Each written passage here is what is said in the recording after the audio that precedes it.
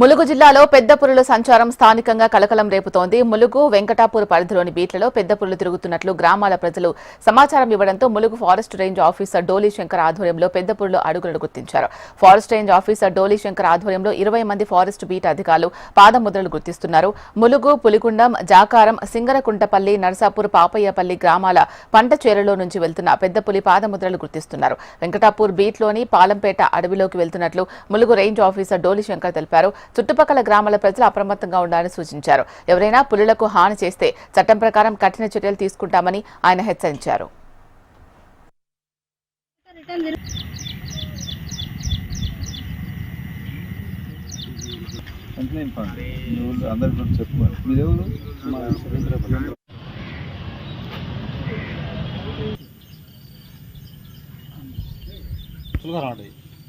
అంటే తిన్నది కాదు.